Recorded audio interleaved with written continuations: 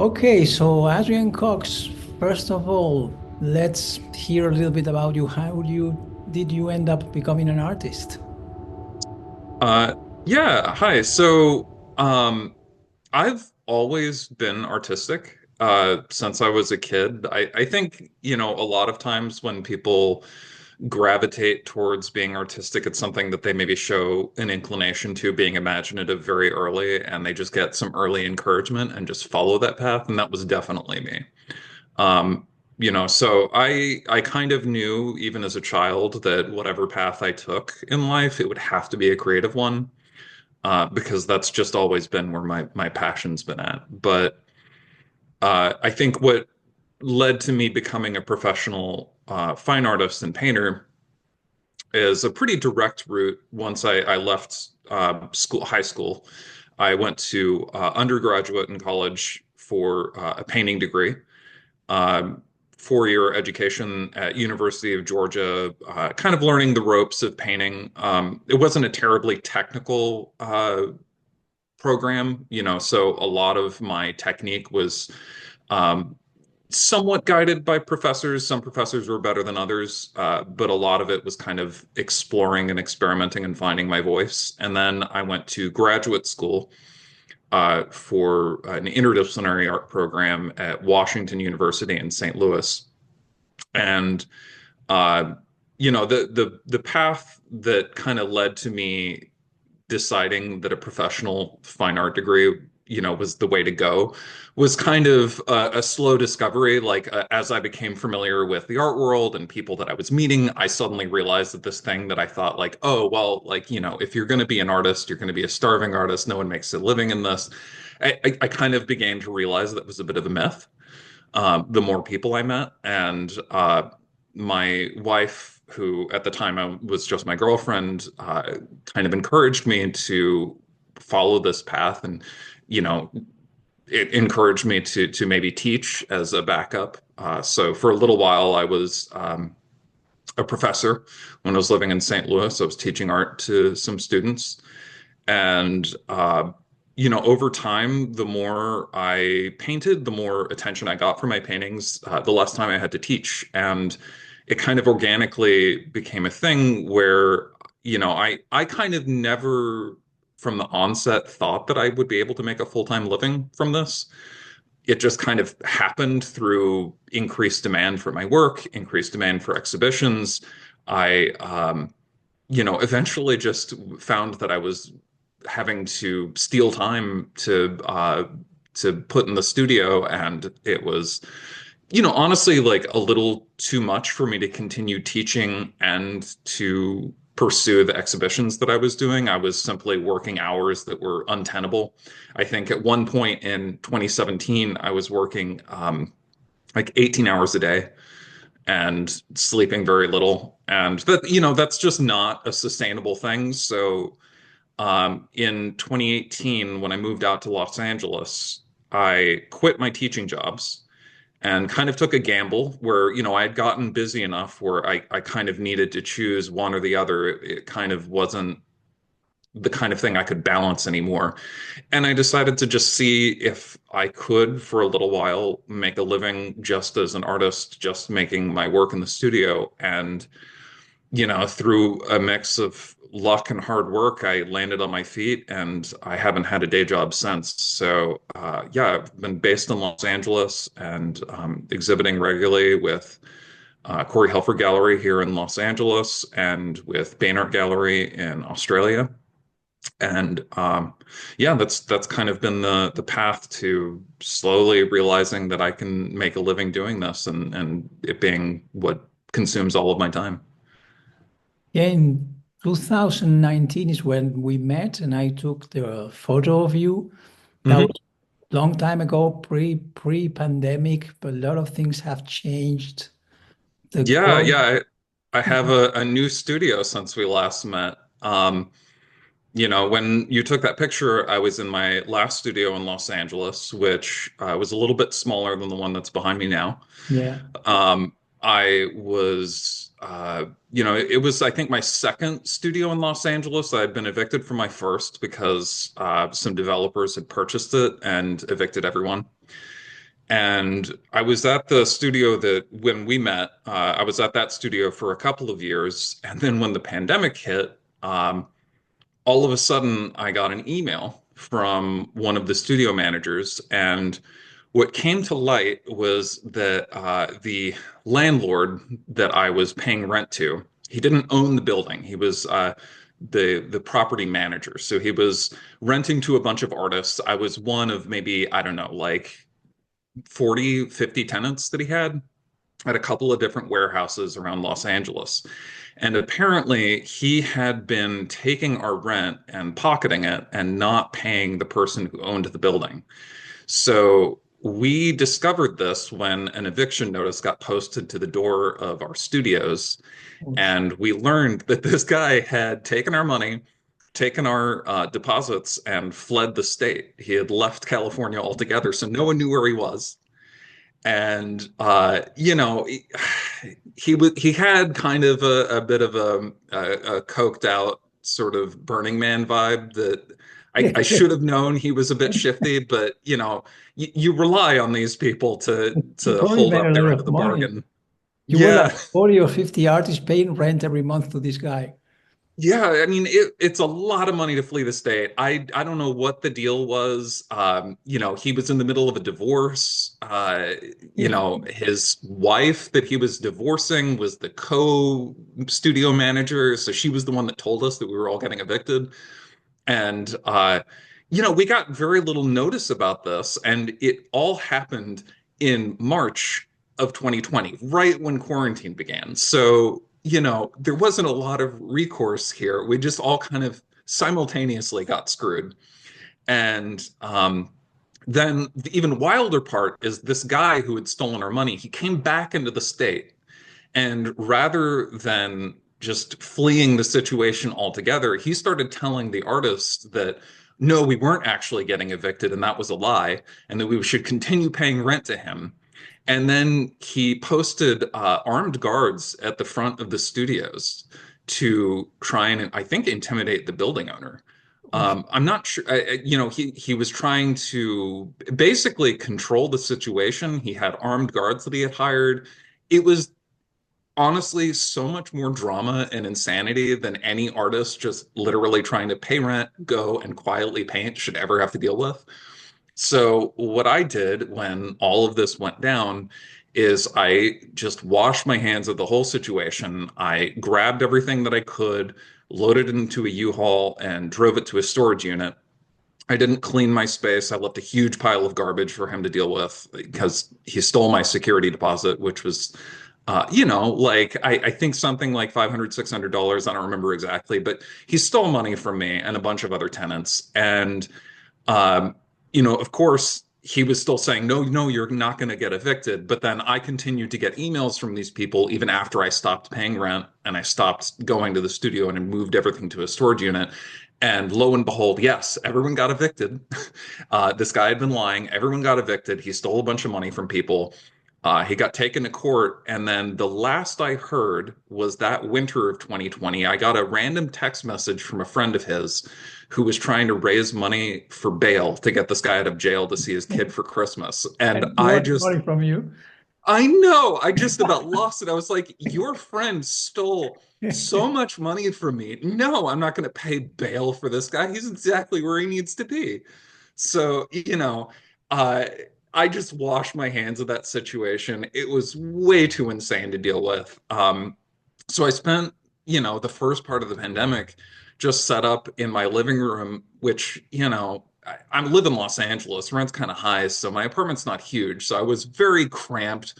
I had these like 4-foot paintings taking up most of the space in my living room as I was working on this exhibition. And I made a solo show, a pretty large solo show, just like in my apartment, which was kind of wild. But I managed to get through it. And then that fall, I signed a new lease with a different studio, which is where I am now. And I have been there since. And it's a much more stable, much better situation. Ultimately, it all ended up for the best because, I like the space better. It's bigger, it's more private. Um, but yeah, I mean, it's been a wild journey of dealing with some real grifters to get to a stable place where I have a nice, quiet place to come paint and just make my work. Yeah, the pandemic was, I think it was crazy time for everybody. For me, I was in Mhm. Barcelona and such a long time being alone. I started meditating, I stopped smoking. It was like a really deep change for me, the pandemic. Actually, it was hard, but it was also positive in a way. Many of my friends also went through a deep change in the pandemic. I think we all had time to think, face our life, our situation and everything. Anyway. Yeah, I mean, I absolutely agree. I think my work wouldn't have taken, I think my work has taken a number of paths it probably wouldn't have because of that time. I think my work became more introspective. The way that I deal with my process became more introspective. I think that's something a lot of artists went through because partly maintaining a level of creative output that feels genuine and true to yourself in the midst of that much chaos and that much sadness. It's like being creative in the face of that like takes a real act of courage and a real act of I think self-knowledge to do it in a way where it's not damaging because forcing creativity can be really harmful. Mm. And just because there was a pandemic on didn't mean that. I mean, a lot of people had shows canceled. I didn't. I had to continue making work, and I had to do that in a way where I wasn't harming myself creatively to do it, and finding a way to pursue that without burning myself out was really hard. But I think I found a way.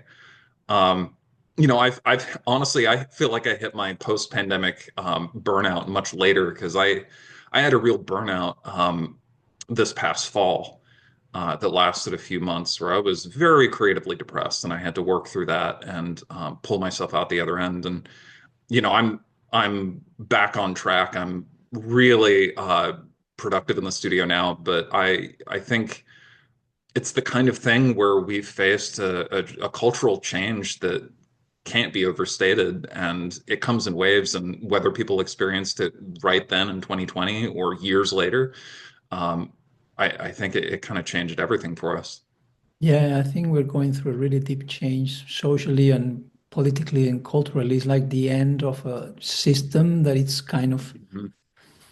we created a system that is kind of destructive and we're kind of realizing and trying to switch into a different direction. But yeah, it's really, really crazy times for me what we're going through now.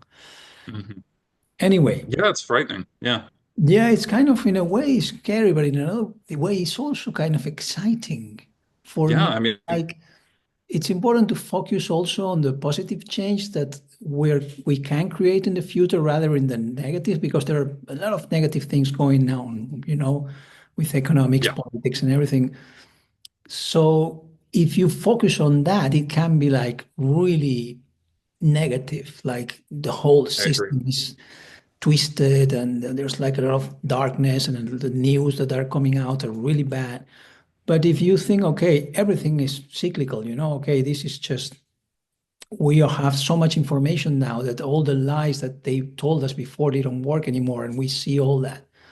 But after this kind of darkness, something else will come. So for me, it's important to also kind of see the future in a positive way rather than focusing in the present in a negative way. That's why I think also art is really important, because art can show you this kind of vision, like something positive that doesn't come from the mind, that it comes more Mhm. from some kind of hope of a future that could be better than the present. I absolutely agree. I mean, I think any creative act is an act of hope. And, at this point in time, I agree. I think positivity,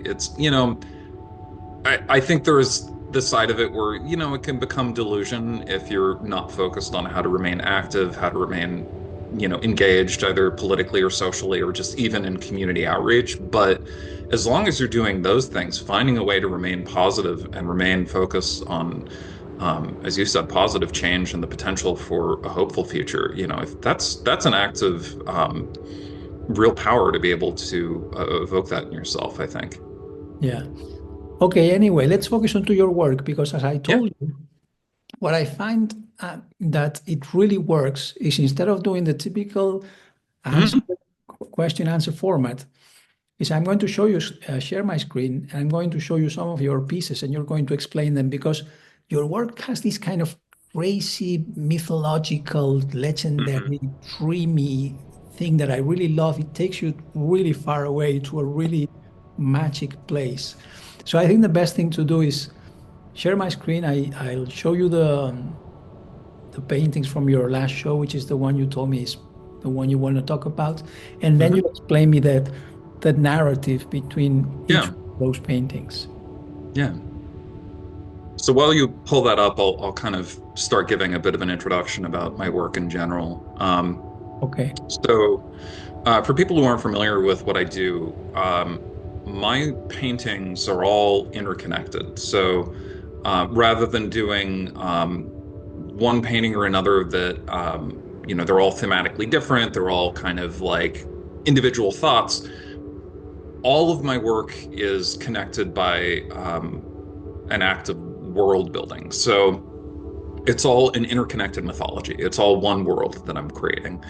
Uh, and the world that I paint, I call the Borderlands. The reason I call it this is the protagonists of this mythology that I'm building are the border creatures. And the border creatures are these kind of hybrid, almost alien human-like life forms. They look humanoid, but they have elements of plant life or crystalline structures, or they look like sometimes they're turning inside out.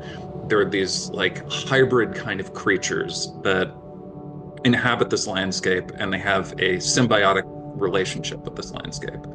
Um, in the mythology, they're antagonized by these glowing blue spirits called the specters, and the specters are the well, they're not really villains so much as they're kind of like a force of nature that acts against them. Um, that's like a very general setup, but essentially every exhibition I do is an entry in this mythology. Now, because of the nature of painting, these aren't sequential. I don't expect people to read this like a book, like a comic book. They're individual snapshots of a mythology, which means that when you encounter these works, finding the narrative, finding the thread, um, it's not something I feed to people. I don't, in my artist statements, write out this happens, then this happens, then this happens. I may give a vague suggestion of it, but ultimately, I want these to kind of exist as symbolic images that people have to kind of draw meaning from of their own. There's very clearly connections because these characters are recurring. As crazy as the anatomy of these border creatures are, I had sculptures that I used to create a sense of consistency from work to work so that they can be recurring characters. Um, this is actually one of the models. This is the model for the figure in this painting here, Maker. So these sculptures that I make, I keep them in my studio and I use them again and again and again from And you painting to don't painting. show the sculptures, only the paintings. Yeah, I don't show the sculptures. I showed them once in 2018 for an exhibition I had at Corey Helford Gallery. And I'm not opposed to showing them. I think the problem is it's like showing a study or a drawing Mm. that you use again and again. I think the context of showing it at a commercial gallery invites the question of are these for sale? Which the answer is no, because I You need to use use them again. these and again and again and again. So if I sell the sculpture, I can't, that character is lost to me. I mean, Yeah. I can probably figure out how to paint them again, but I need that in order to, light this thing with colored lights and figure out like all the things that allow me to make these highly technical, complicated compositions with them. Um, the sculptures are interesting, but they're more part of a process that I very intentionally try to create as many. I talk a lot about the difference between moving in direct lines versus swerves in one's creative process. I try and move in swerves as often as possible. And what I mean from that is rather than point A to point B, where it's like make a drawing or a sketch, paint the drawing in a sketch. Like I create as many obstacles in between those two as possible. in order to find new routes, and when that final painting comes about, have something unexpected, something that moves beyond perhaps even my intention in creating it. You know, I think Mm. that's one of the things I think about as an artist that increasingly, finds an affinity with surrealism as a movement. I used to resist that idea somewhat because of the associations, but the more I've kind of thought about my process, the more I think that's actually part of it is trying to move beyond ego intention and draw something from more of a space of mystery and of depth that has something beyond intention that can then unfold in meaning. So in the instance of this painting that we're looking at here, that would be maybe starting with a sketch, but that sketch is based on a variety of things I'm reading, thinking. Perhaps I've come up with some imagery and meditation, or active imagination where I'm just kind of free daydreaming. Um, and then I'll sketch it, and then I will go in and I'll use these photographs and manipulate them. I might do a tarot reading to try and draw some unexpected archetypal kind of correspondences, change the image based on that. Um, Essentially moving myself away from whatever direction I start in to land in a place that's related but unexpected. So, with that being said, talking about this image, talking about this show, this is from my exhibition last year at Corey Helford Gallery, or I mean at Baynard Gallery, not Corey Helford Gallery, sorry, at Baynard Gallery in Australia, The Labyrinth of Unknowing. This was a solo exhibition. I kind of focused, in some of my shows with the narrative, it's big, wide, like world building kind of stuff. This was about one character's journey in particular, and that character is called Maker. Maker is the upside down red figure you see in this painting here. Maker is a sculptor and an alchemist. And in this image, I was thinking initially about the Hanged Man card of the tarot. I have a big interest in tarot, not in just every single deck, but particularly I've found the old Renaissance Marseille deck to be very evocative. There are these very almost like stiff woodcut like images. There's something uncanny about them because they're not.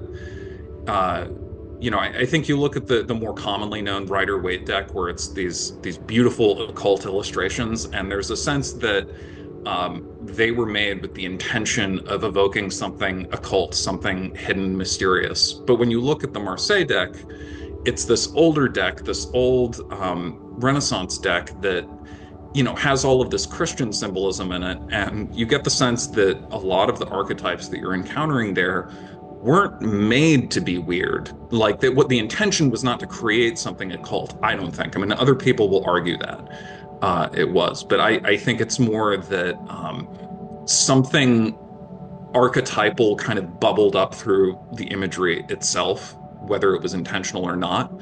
And so I find them much more evocative. So I use those as kind of a starting point sometimes to draw archetypes out of the work.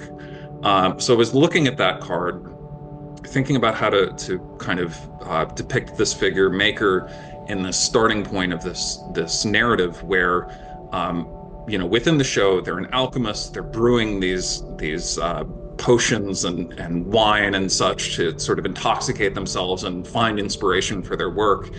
And in this image, they're in the middle of opening this portal into the void, which is just shown as a black disc surrounded by this spiraling rainbow light.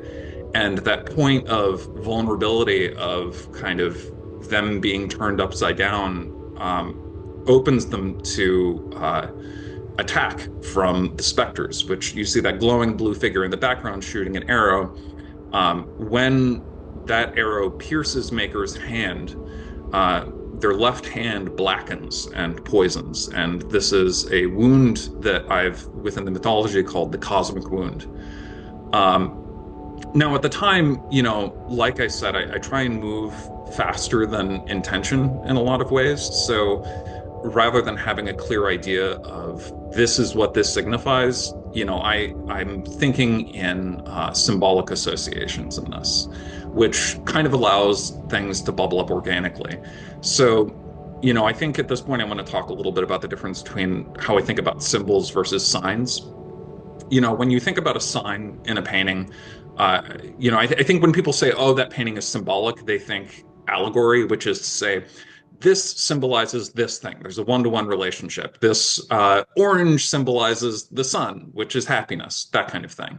But to me, that's not a symbol. That is a sign. If there's a one-to-one relationship, it's a sign. For a symbol, that's more like the language of mythology, the language of dreams, where there is an image, but what that image represents is an infinitely faceted thing. If you look at the other side of what it's showing you, you can't draw one single meaning from it. So if you're interpreting a dream, for instance, you might have one angle of approach where you say this orange symbolizes the sun, but that is not the only meaning it can signify, right? You can then come in and say, well, what's the childhood association? Okay, what's the mythological association?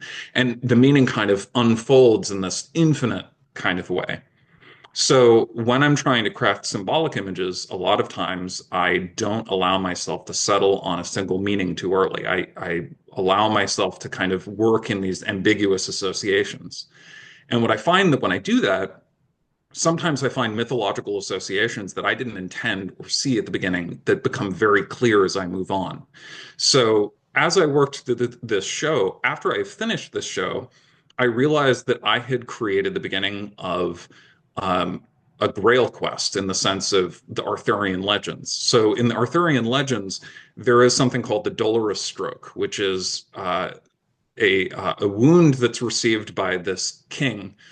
In some versions, his name is Enfortos, in other, it's Pelles. The different writers of the Arthurian legends have different names for him, but essentially the common ground is that he gets pierced with a lance, and that wound won't heal. It festers, and he becomes the Fisher King, who is the guardian of the Grail. And he can only be healed by the Grail, but he can't use it to heal himself. So this is something I started to see after I made this work. So, again, in the sense of how I kind of come across meaning, oftentimes rather than setting out and saying, I'm reading this, I'm thinking this, therefore I'm going to create this, it's more like I let the work guide me to it as I go. That's really Um, interesting in a way because instead of going directly like from the mind, like, okay, I have this idea, I create this painting, you cannot let some kind of other elements that are more like random, more connected to surrealism, to dream. mhm. So in a way, I guess you don't really know when you start a painting, you don't really know how it's going to end, right? Oh, exactly. I started this show, this show is the story of Maker receiving the cosmic wound and trying to find a way to heal themselves. But this is, only part one of the story. There's no resolution narratively in the show. I'm still working through that Maybe same in the next narrative show, in the you next show. okay. Um, Like a next Netflix series, you have to go to the next episode to see how Maker, if Maker mhm. can finally heal his wound or not. Yeah, and again, because this isn't sequential, I'm a painter, not a graphic novelist or a television show writer. I can work in these ways where I allow meaning to develop in a way that has somewhat of a disregard for plot, which is this leads to this leads to this, and more of a relationship of symbolic meaning. Um, so, in this, it's finding these mythological connections and kind of teasing them out slowly over time. So if you want to go to the next image, So before going to the next one, have you ever painted a painting that happened beforehand, like breaking the rules of linear time? mhm. Okay, now I'm going to Yeah, I talk. do flashbacks. Yeah, I mean, again, it's one of those where because I don't expect people to, I don't hide the narrative that I'm doing, but then I don't also expect people to say, this is the correct answer. This is what's happening because that's not really how I'm working. What I think is going to happen is people come across the work and see that there's clearly a story and see that there's clearly a connection. and they tease it out themselves, and it's going to be different than what I create, but there's going to be overlap, right? It's creating this shared dream, and in that sense of it being a symbol, you know, the hidden side of the symbol, the meaning side of the symbol, that's an infinite thing, right? And sometimes the meanings of symbols can be contradictory or totally different than how, I mean, like if there was one interpretation of a symbol, then literary criticism wouldn't exist. Like it would just be like Moby Dick is a whale, like nothing else, right? Yeah. But instead, the way symbols work is it allows for multiple interpretations. So, I build that into the work and recognize that. I'm creating a shared world to dream in, but there's no expectation because it's this shared dream that people follow the correct canon plot, right? Yeah. So I'll do flashbacks. I'll work out of order. When people hang these works, they're not usually hung sequentially. So I expect people to draw connections, draw meaning that might be totally different than what I've seen in the work, and that's very much by design.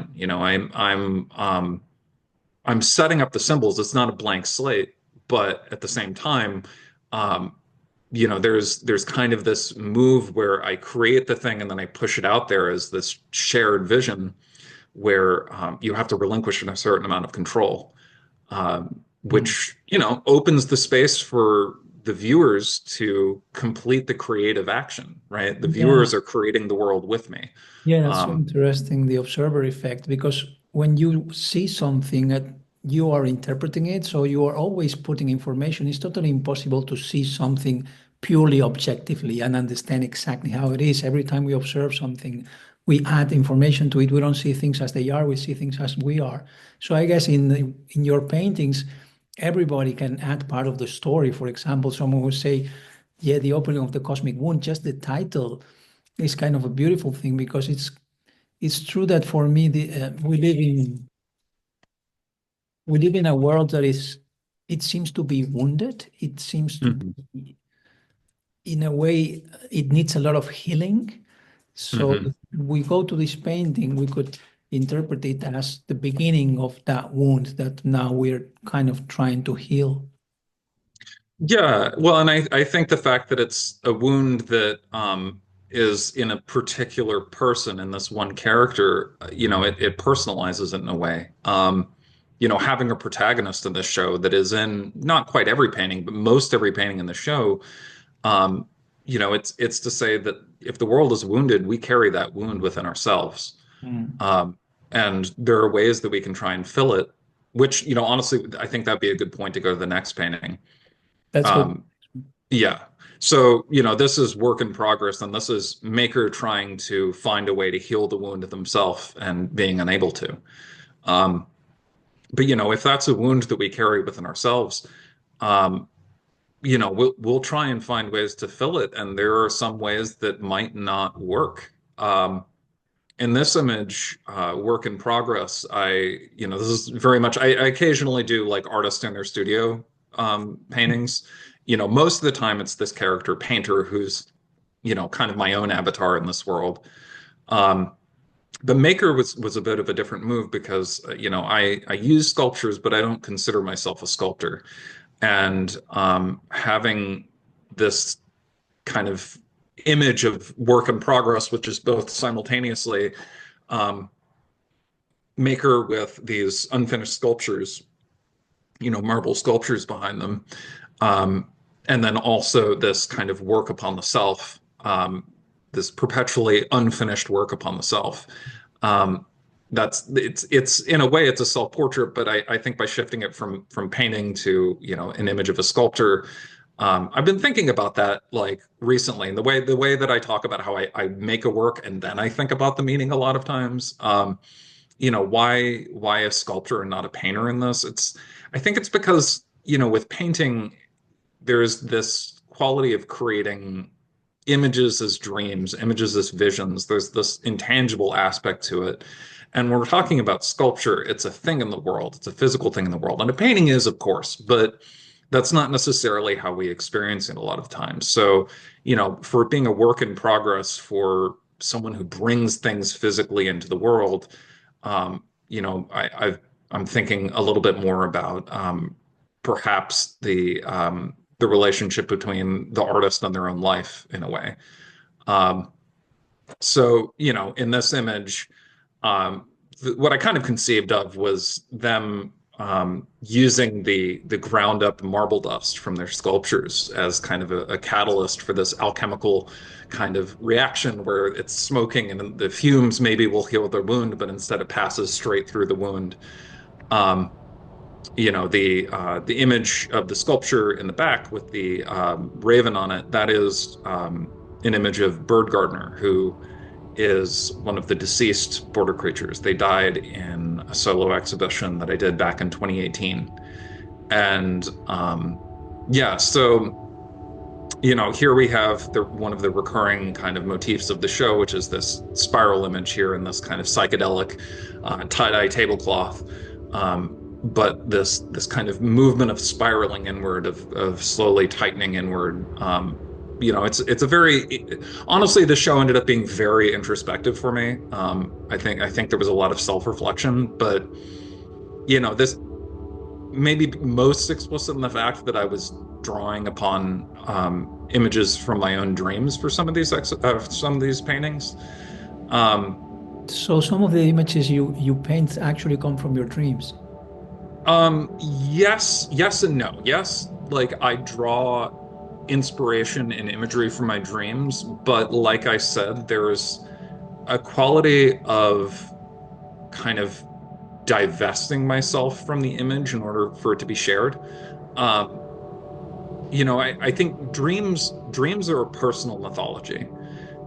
Personal to the extent that no one can understand a dream in the way that a dreamer does. You know, if I were to just illustrate a dream I had, it wouldn't mean what it means for me, or wouldn't have the significance and depth of significance that it would for me to other people. Um, so, you know, it's more finding threads within my own dreams and then carrying that and folding it into the process. So rather than illustrating a dream, you know, that I've had, it's more of folding it into the mythology, bringing in like, you know, other things I'm reading, other things I'm thinking, other aspects of my process. And so what ends up happening is something inspired by a dream, but not an illustration of a dream. So it's finding maybe aspects or threads of those dreams that could be more shared experiences, things that evoke something beyond the highly subjective nature of dreams into a more shared dreaming space. Mm. Um, you know, which if we go to the next image, So in this one, he doesn't succeed to heal himself, right? right. So, you know, the idea of it being called work in progress, you know, it's a bit of a cheeky title, but, you know, ultimately it's um, the perpetual work upon the self, the perpetual work upon, you know, the work itself, both as an artist, as an individual. It's something that will never be completed. And, you know, I think that kind of cyclical quality to it, you know, it can be a kind of madness if you get stuck here.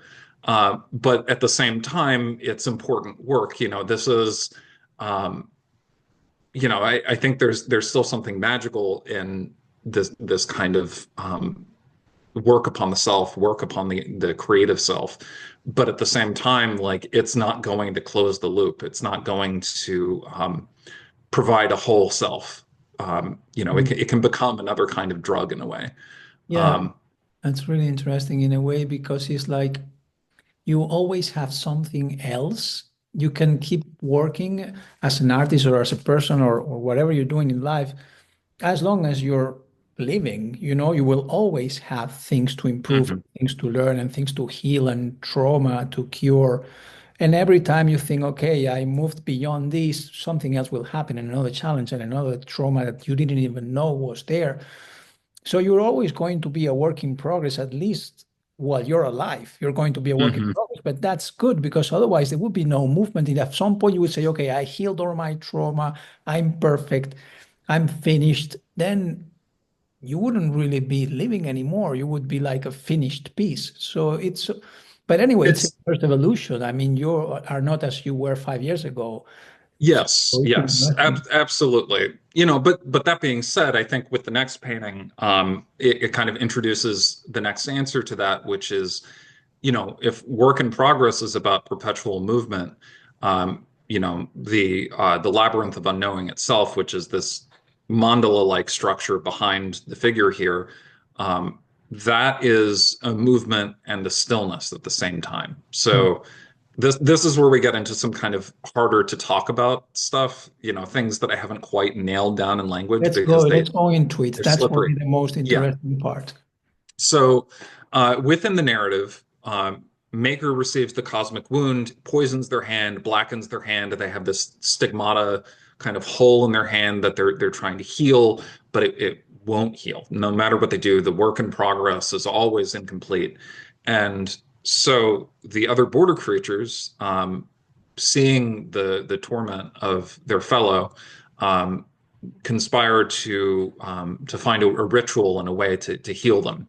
And so the great seamstress, who is this figure here, conceives of the Labyrinth of Unknowing, which is a ritual to heal Maker, or to help Maker find a way to heal himself. So in the Great Seamstress's Wheel, we see this figure who, this border creature is a seamstress, but also is able to create these magical kind of tapestries that have almost like supernatural kind of qualities. And she's at her loom at work, um, you know, pulling a thread from the wheel, while this labyrinth mandala, expands like a halo behind her, with the moon, full moon rising. And on the left side of the painting, you see a specter felling a tree with an axe, and then on the right, you see a spectral witness watering a new sapling.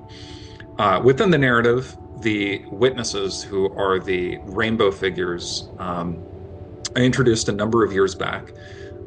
They are essentially reformed specters. So when these specters, I mean, I won't get into the details of what specific kind of, it's a whole nother exhibition, but essentially the border creatures did something ritually that the specters that witnessed it were transfigured, and they kind of got shaken out of their static role as these kind of destructive antagonists, and they became these lost spectral witnesses, which are these glowing rainbow figures that they're not necessarily contributing as much to the world, but they're not, they've lost some of their destructive nature. So they're seekers, essentially seeking a way to exist in the world. Well, the specters So we, originally are kind of bad. The original specters are like the bad guys.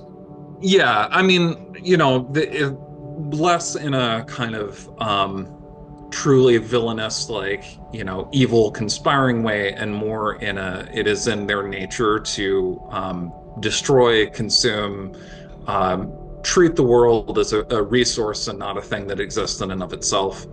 Similar I to think humans, similar to Earth humans in a way.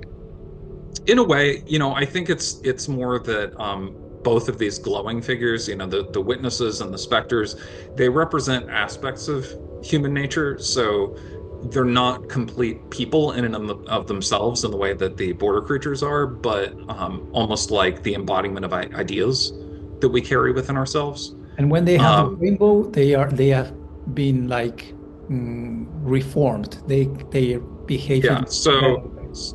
So the Rainbow Witnesses, they've been undergoing a kind of reformation for years and years now through my work, where, at first they were just aimlessly wandering the wilderness. At this point in the narrative, they're slowly being kind of taught by the border creatures how to exist in the world in a way where they can give back. And so they're kind of on a path of redemption. But the blue figures are not. The blue figures tend to have a bit of a might makes right attitude towards the world. Okay. So, here we have the left and the right kind of divided into these two images of, again, like in work in progress of movement. And then in the center, the axis is the still point, and that's, the great seamstress. And it's this moment of her conceiving of this image of the labyrinth as a moment of stillness. So, I for this one I was again, looking at the Tarot deck, the Tarot de Marseille. The image of the Wheel of Fortune was something I was looking at, and in that one, there's these two animals on either side of the wheel rising and falling. It's like interpreted. I mean, they're medieval slash Renaissance illustrations, so the actual anatomy of the animal is that kind of like, I don't know what the art, like, is that a dog? It looks like the artist never saw a dog kind of thing.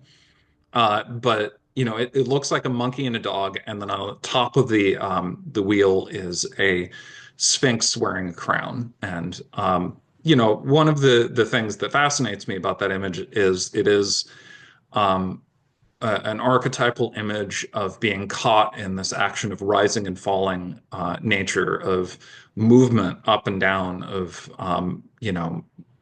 redemption and sin in a way. And then at the top is this thing that transcends it, this moment of absolute stillness. The Sphinx with the crown and the sword who doesn't move but sits atop the wheel. And, I think there's something deeply meditative about that image that I found appealing that I kind of drew into this one. Um, so as a kind of precursor of what the ritual of the Labyrinth of Unknowing actually ended up being. It's this image of finding stillness within the rising and falling nature of, I guess, mankind, if that makes sense at all. Oh, yeah, it does make a lot of sense. And I actually love that the title of the Labyrinth of Unknowing, because I think we're really obsessed with knowing and understanding things rationally and analytically. And sometimes Hmm. it's important to forget about trying to understand. It's like, okay, there are things that you cannot understand with your mind. You cannot analyze them and crack them and think, okay, I understand this.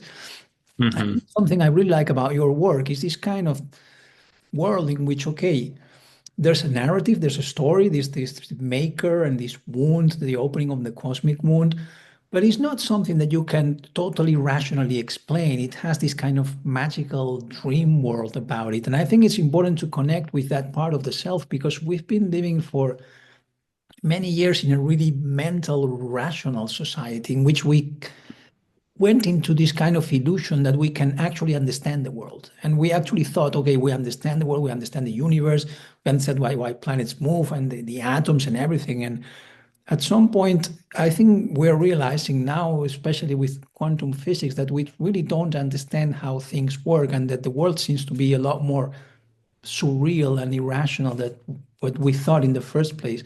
And I think that's important because when we think we understand everything, we don't learn anything new. Once you think, okay, I Hmm. understand everything, you don't really you don't accept there's something that you can't understand. You don't accept there's something new there. So that's why what I find really fascinating about your work is that this has this kind of magical uh, organisms and things that they escape our understanding. Yeah, I mean, ultimately, I think a lot of my work, a lot of the sort of myth making in my work is about treating the space of the imagination as important and real in a sense. You know, I think some of the imagery and the mythology, like I was saying with making Maker a sculptor rather than a painter, is about drawing things from the world of the imagination and then finding a place for them within the physical world, um, as a sculptor does.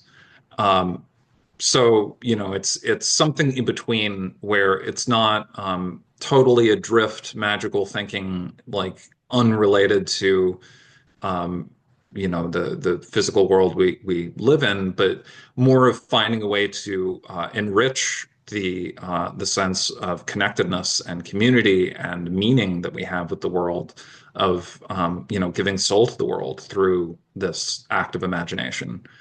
Um, I think I always talk about this where, imagination is often talked about in the sense of escapism. And, I think there's validity in that as well. But I think uh, escapism isn't the only reason to spend time working with the imagination. I think sometimes it's about finding a way for the imagination to give back meaning to the world. to kind of root you more solidly, like not in a magical imagined space, but within the space you exist, within the bounds of community and love that hold you, within the world that we have to caretake. Um, all of these things require acts of imagination to enrich with meaning, to find meaningful enough to protect and preserve.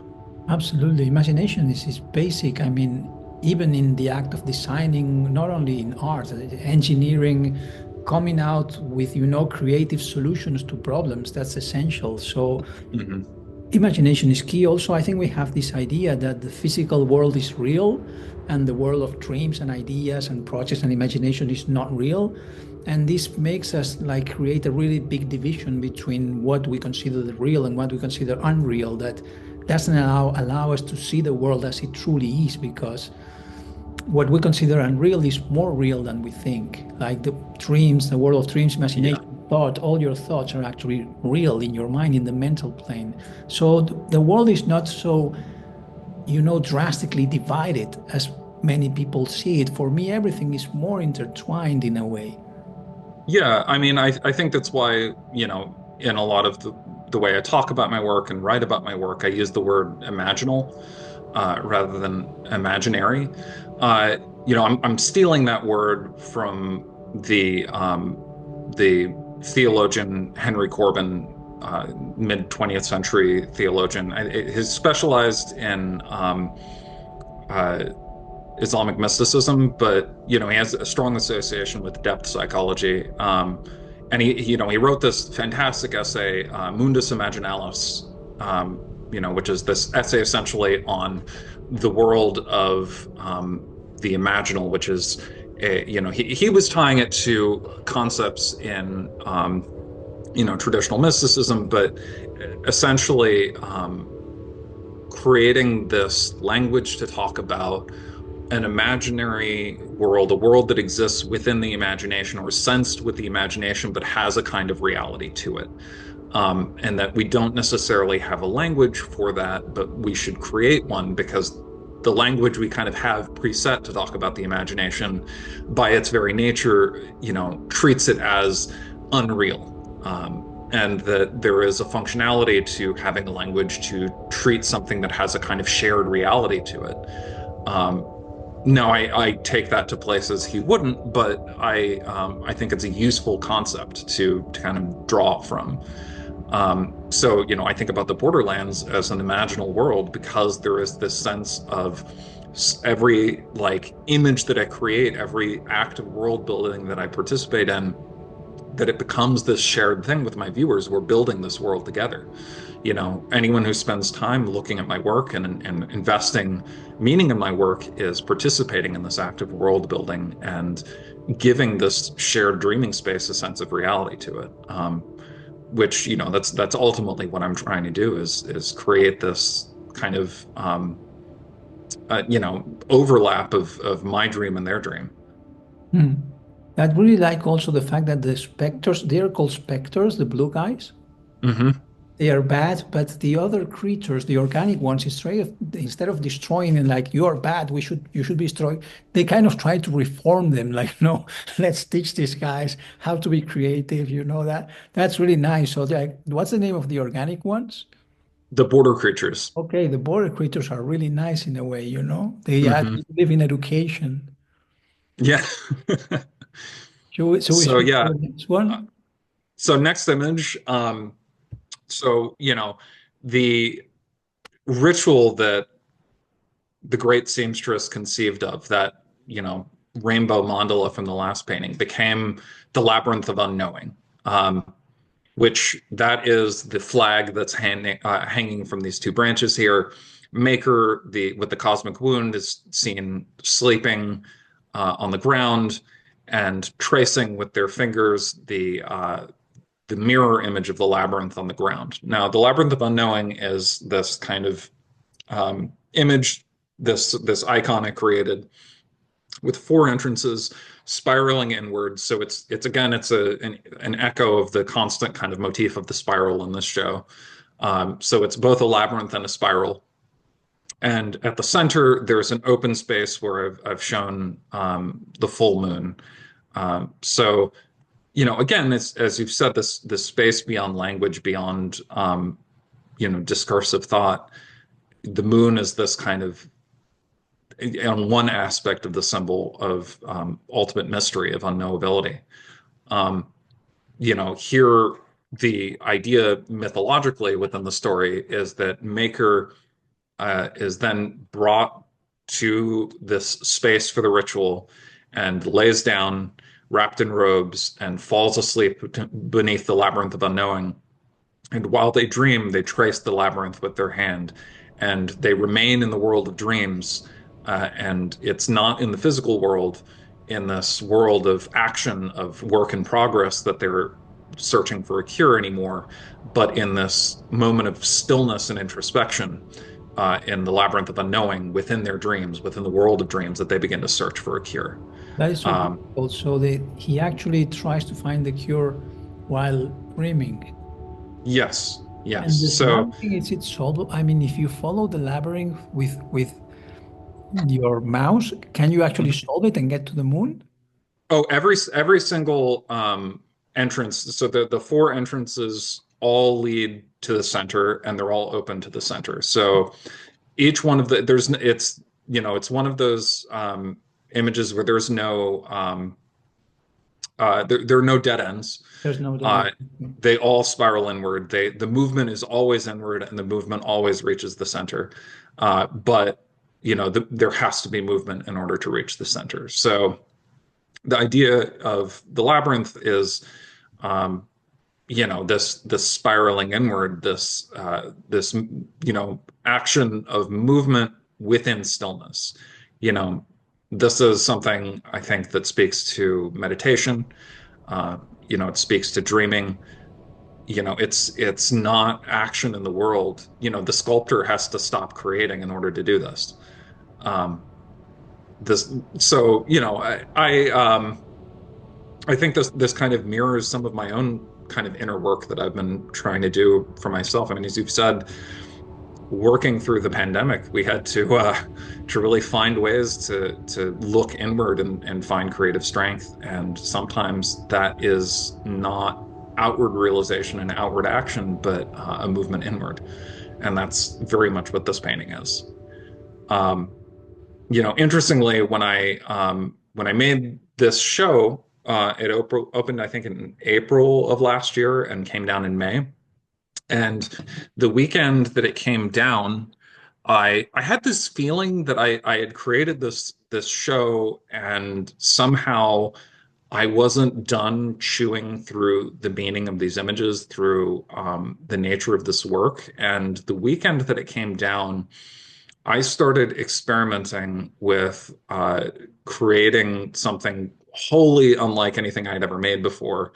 That was kind of an audio piece, a piece of sound art, and I translated the Labyrinth of Unknowing ritual into a hypnosis album of kind of talk hypnosis of me speaking, like a guided meditation kind of thing. Yeah, I did one of those. I did one of your meditations. It was actually really nice.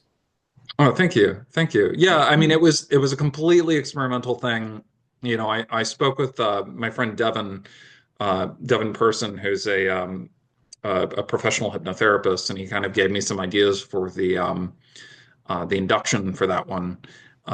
But it was very experimental. I made this kind of experimental zine to begin with. The first week, I just feverishly worked on this zine, which was essentially like Xeroxing pages from my dream journals, the things I've been reading. I started to find all of these crazy synchronicities and everything I've been reading, where I was just picking books that appealed to me at the time, and they all ended up being about labyrinths. And so I started kind of getting drawn deeper and deeper and deeper into this imagery. And so the zine became this kind of map of, as I said, all of these swerves and indirect ways of working, where I was teasing out meaning from them and creating this kind of this third thing beyond the paintings that I could kind of work from. So it was presented as a series of the zine was a series of transmissions from the borderland, which essentially those are, as you've said, these moments where you draw something from the depths, from the subconscious, whether it be a dream that I've entered in my dream journal, or a tarot reading, or a daydream that I've written down. I started treating them like these visionary moments, in this journal, and combining them with scraps of reading that I was doing, images of paintings and sketches I was doing, and I created this thing that I called a grimoire, which is, another word for a spell book, because essentially, if I'm creating this ritual, this was the map I was doing to find the imagery for that guided meditation. So, from there, I recorded the hypnosis album, and the front half, I think it's like a 35 or so minute induction where I'm speaking, and then after that, it's just ambient music. And it's the first of its kind, so it's very experimental, and it's definitely not for everyone. But for Are people you who have, it takes time, because you essentially have to like devote a certain amount of time to like sit down, like close your eyes and not be distracted for a certain amount of time, which is kind of difficult to find in a lot of people's hectic lives. And maybe before you know, sleeping, I did it like I used my headphones and I went to bed. I listened to Mhm. we can if we publish this interview on YouTube, we can add the link below if people want to do it.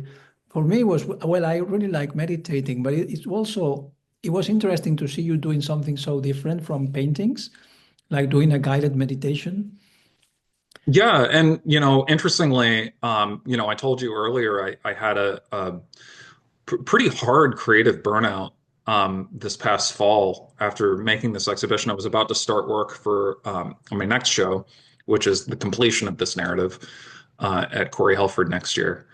And I had started work for it, and I just kind of hit a wall where, I had tons of ideas. It wasn't like, oh, my ideas are dry. I don't know what I'm doing. I knew exactly what I was doing. I kind of lost faith in the work in a way. It was just like this moment where I had tons of ideas. I just didn't have faith that they were meaningful or interesting or important. And that was the problem of interiority that I had to solve. And the way I got through it is, rather than moving forward, like I say, moving in a straight line, I found a new swerve, which was I started making experimental ambient music, which I've published. I made, honestly, like several hours of music. I published the first album of it, under the moniker of Glow Gardener, who's one of the border creatures, who's a musician. Um, and again, it's less of a quality of, like I don't know musically. I'm not a musician. Like I am teaching myself as I go, and it's not about producing something that is like quality music, but um, more about finding a creative process. In a way, publishing that album was like, publishing a sketchbook.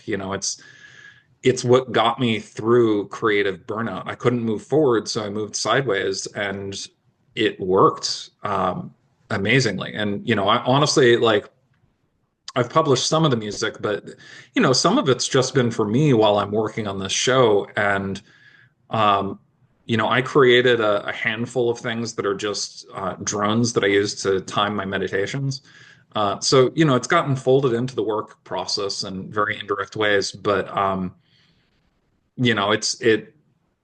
I think sometimes artists get locked into, I'm a painter. I have to paint. I have to draw.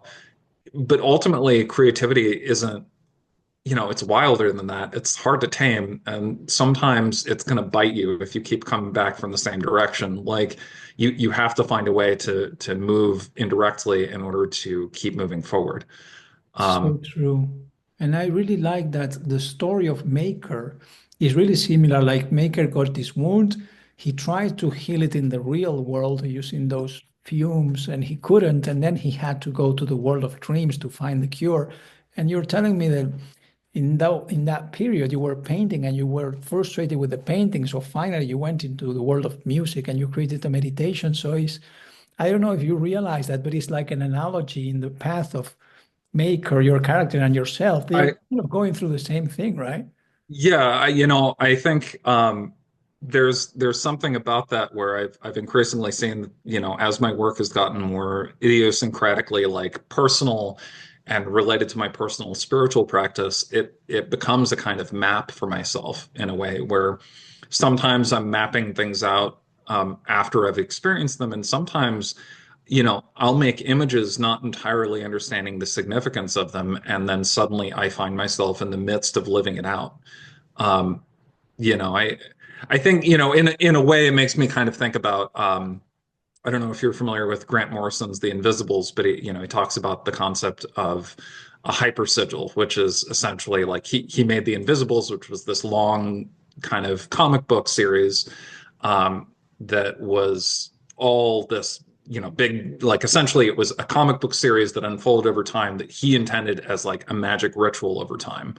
And he had written this kind of stand-in character for himself, and he had like the character, I think, like get sick or something happened to the character that started to reflect in his own life, in a weird, unexpected way. And I think there's some parallel there. I'm not necessarily trying to do that, but I think when you start to draw from these spaces of depth, unexpected synchronicities arise in your own life. And for me, um, the work is, the work is a map for me in a way.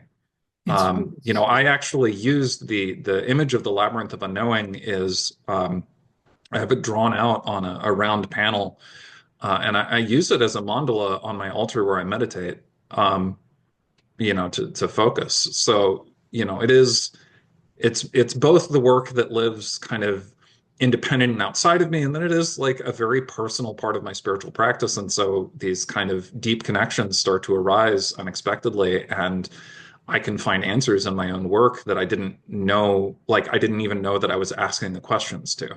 that's so beautiful. In a way, you're like connecting to your own, to yourself in the dream world, and then you are kind of creating the map for your physical self to follow.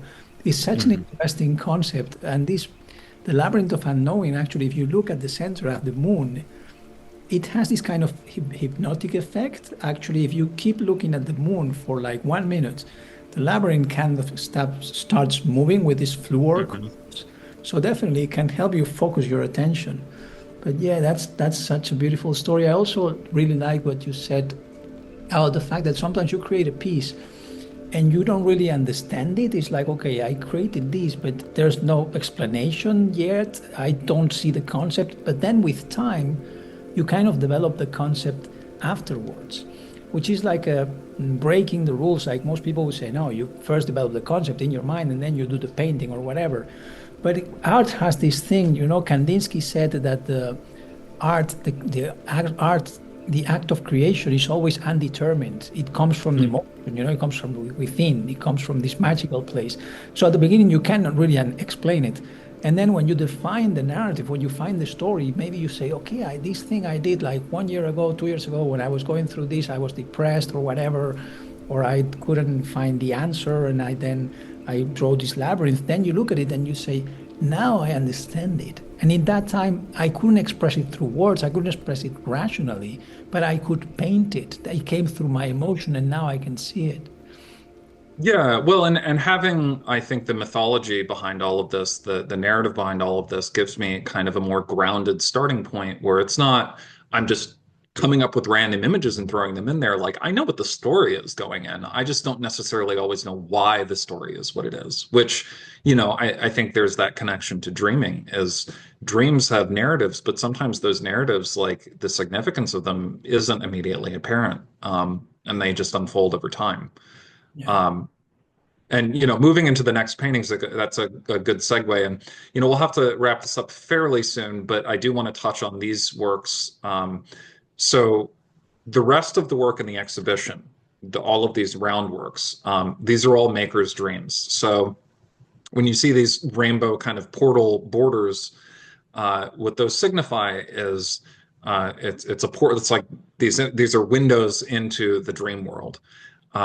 So, this one is this portrait. essentially they're all titled Maker's Dream 1, 2, 3, 4, and it continues. They don't have subtitles. I'm starting to give them subtitles as the series is continuing, but yeah, you can see they're all of Maker beginning this journey. So, 1 and 2 are, essentially this image of entry of, the black and white candles lit and then snuffing out, the reversal of day and night, from the outside of the border being day to then turning night and then reverse. So this image of kind of an inversion, uh, as the dream world kind of sets in. And moving in, I think these are where they especially kind of escape my ability to fully explain, because these are the ones that are very much built on imagery that I've encountered in my own dreams. I mean, this one in particular, I had a dream about an infinite library in a forest, and there was this image of a well and something at the bottom of the well.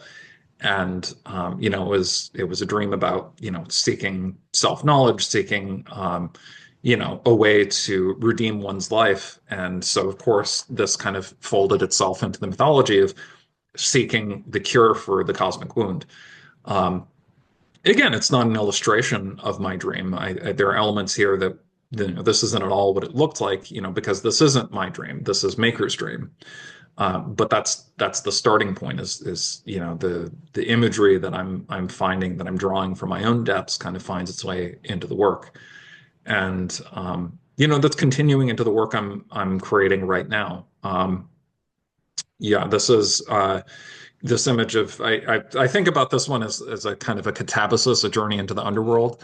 Um, you know, um, Again, when I dreamt this, there was no ocean or any of this. It was simply like a stairwell in this interior space that was made of stone that just went down forever, and it was related to kind of a fear of death. Um, but I think kind of using that as a starting point to kind of tease and draw out highly evocative images that I can then fold into the mythology and create new resonances with, um, gives me an interesting kind of working space. Um, so yeah, in this exhibition, pretty much all of the dream paintings are uh, maker questing and searching and seeking this way to cure themselves, but there's no answer that's given. You have to wait until the next exhibition to discover if Maker finally can cure his hand. Right. And, I think as I've gone, the mythological kind of analog that I found that I didn't realize I was working with while I made this show, but I think now is very clear to me, is, like I said, it's the Arthurian Grail quest. This is a bit of a surrealist Grail quest where, Maker is kind of all of the figures of the Grail quest folded into one. They're both the Fisher King who gets the wound, and they're the quester for the Grail, the Parzival or the Galahad, whichever version you're reading.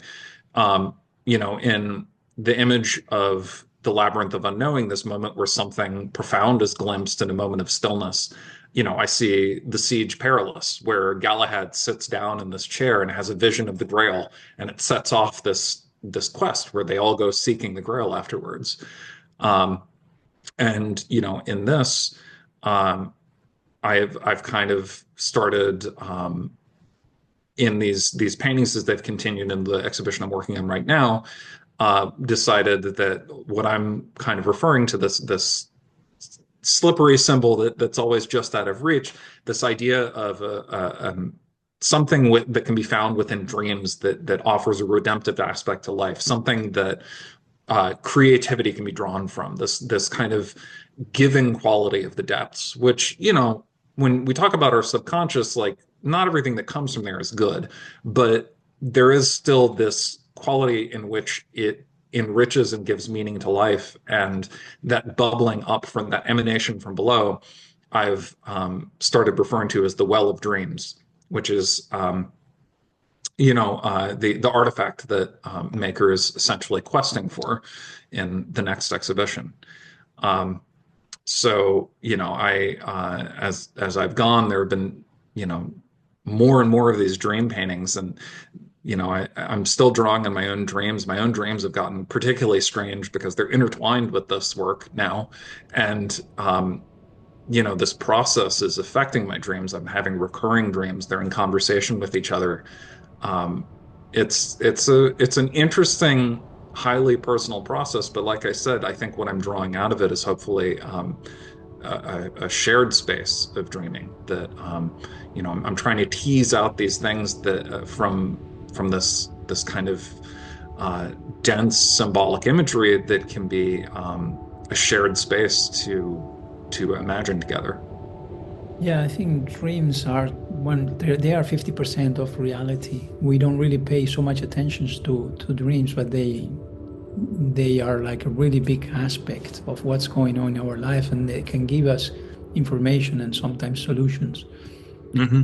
Anyway, so I think we went over the time we thought we were spent We for. did, but it was a great conversation, so I didn't want to cut it short. Yeah, it was so interesting and so nice to hear you talking about your work and about the cosmic wound and all that. So I now want to know how Maker ends up. I want to know if he cures his wound. So I will be checking your next show. I hope he manages to make it.